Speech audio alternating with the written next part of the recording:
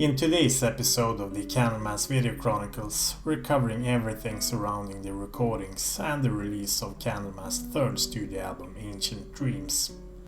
It's 1988 and Candlemass were gaining momentum after their successful Nightfall album. At this point, Candlemass were steadily gaining popularity, not only in Sweden but on an international level.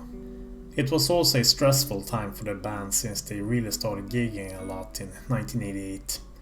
During the spring they played the Marquee in London, but the big international breakthrough was at the Dynamo Open Air when Candlemass opened for Exodus and Last Rocket. Leif Edling had this to say about their legendary Dynamo Open Air gig. It was huge. It was fantastic. We couldn't believe it happened. We had like, how many people? 30,000, 35? I don't know, something like that. And they were fucking singing in every song. I mean, it was amazing, We thought we were totally unknown when we got there, and we were like the most popular band in the bill. And people singing their lungs out, in Gallows End and Bewitched. There was like a massive roar from the people. But then they gave me the microphone and said, you can test the microphone. So I went, whoa! And then I heard the people singing back at me, and hair stood up in my arms. I was really nervous. And that was like 5 seconds before we went on. But it was a really good gig. People sang along. Yeah. Amazing. Must have been our, 6th, 7th gig or something. Yeah. We did a really good gig there. So that was one of the major events. I think one of the best memories I got from the career. That was the Dynamo Festival.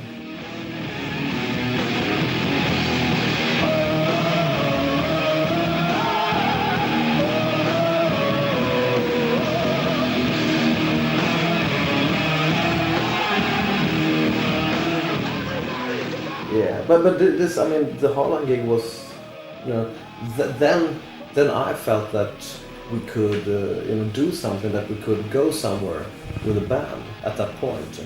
We didn't know anything about the band, the status, if we were popular, nothing.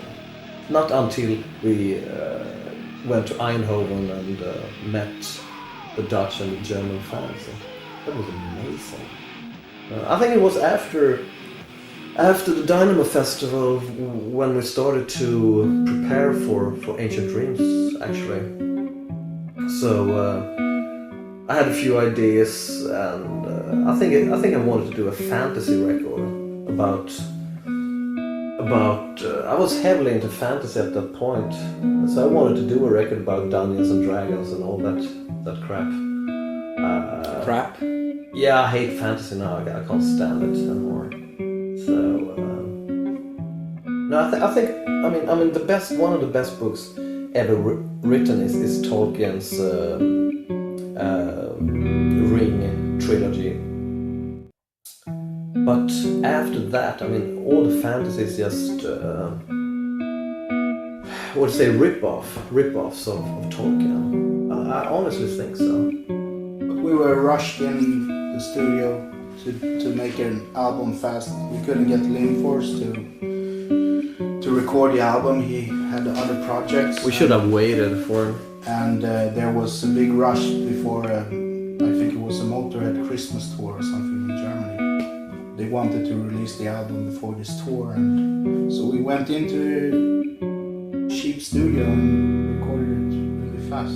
Yeah, we took a pretty cheap studio so we could be there, almost the entire summer.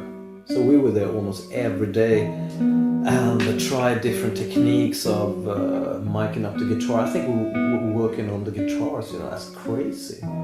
We took, big armchairs where so we could have the guitar sound really dry, built in with armchairs and sofas and blankets over, and had a couple of microphones there because we heard Metallica use that method. It sounded like shit. All the guitar. We were trying to mic those guitars for God, I don't know how many days, and it didn't turn out any good. It sounded really weak. I think the plan was to wait for Lindfors anyway after this recording for him to save it, a second time after he saved Nightfall. I think we wanted him to save Ancient Dreams because we fucked up again. And but he was like booked a year or something. And our friend Rex did a mix of it. And I think we were kind of forced by the record company to mix it, yesterday and release it as quick as we could to get this tour. Now, I remember I was really, really pissed off with the record company because they forced us, and the mix didn't come out that good because the basic tracks weren't very good. So what can you do? So we wanted to remix it. We really wanted to remix the record because it sounded pretty flat. There's some really good songs on there. Yeah, I remember that people were pretty disappointed when I played the new record. Everybody was so enthusiastic about Nightfall. Everybody was this is it, this is the shit. And when I played the new stuff from Ancient Dreams, they were like, was this recorded in mono? Not as good as Nightfall. And they wanted to be kind, didn't want to tell me how bad they thought it was and stuff. So I think it was actually the touring we did after. We did some really heavy touring. Yeah. So I think it was the touring that saved us after Ancient Dreams. Because we were pretty slaughtered in the press. Also, we used the click track on that album, and it made it stale compared to Nightfall. Yes, the click track. Guitarist Mappe Björkman had this to say about the Ancient Dreams. Ancient Dreams sucks because it was recorded with a click track. It was the only time we recorded with a click track, and we failed miserably with that album. The songs are good, but the album is worthless production-wise. The band was dissatisfied with the album. Sure, it didn't turn out as well as Epicus or Nightfall, but that's just a ridiculous high level to compare yourself to. Maybe the production wasn't as good as they hoped for, but Ancient Dreams includes Candlemass classics such as Mirror Mirror, Darkness in Paradise, Bearer of Pain, and Ancient Dreams. The song Incarnation of Evil is actually a reworked version of the old Nemesis track Black Messiah. Candlemass also recorded a cover of the Swedish poet Carl Michael Bellman, who was active in the 18th century.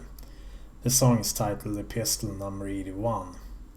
There is also a bonus track added to later reissues of the album, a Black Sabbath medley, consisting of these Sabbath classics. Candlemass recorded Ancient Dreams in August of 1988. It was recorded at the Nacka Recording House in Stockholm. It was the first time they recorded there since Epicus and Nightfall was recorded in the Thunderlord studios. The album itself got delayed. It was planned to be out on November 7th of 1988, but instead it was pushed back 3 weeks and released on the 23rd of November. Ancient Dreams was a commercial success, so much that Candlemass entered the Billboard Top 200 album chart for the very first time, debuting at number 174. Candlemass also recorded a music video for the album's intro track Mirror Mirror.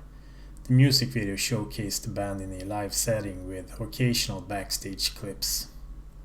The artwork was once again painted by Thomas Cole, almost 200 years ago.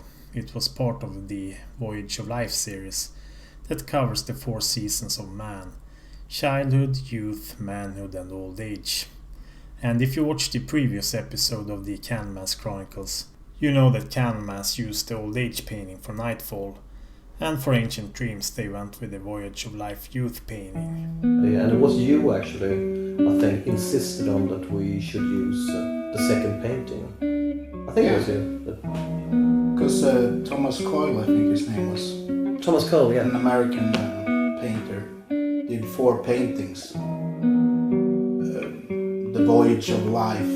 And we used the one of Death for Nightfall. And I thought, why not check out the other 3? Maybe there's... Yeah, first I thought this youth painting was really cheesy.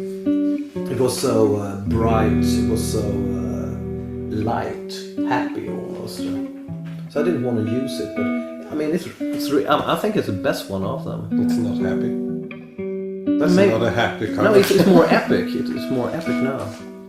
But I thought it was pretty cheesy at the point. But actually, I'm glad we did it. It's really nice. The Voyage of Man Youth looks quite picturesque with green lush trees and such. The baby blue title also stood out. On later reissues of the album, you also have this lush and green back cover. But the Active Records original was black with red and white text. A simplistic backside that almost looks like a back cover for early Metallica or Slayer. The artwork might depict youth and green lush landscapes, but the music speaks about darkness that has fallen in paradise. And that's all from this third episode of the Candlemass Video Chronicles. So if you enjoyed this episode, then don't forget to hit that like button and subscribe and all of that, so you won't miss out when the Tales of Creation episode drops. You can also become a Patreon if you want to support my work financially. These videos takes months to research and edit, so all your support goes a long way.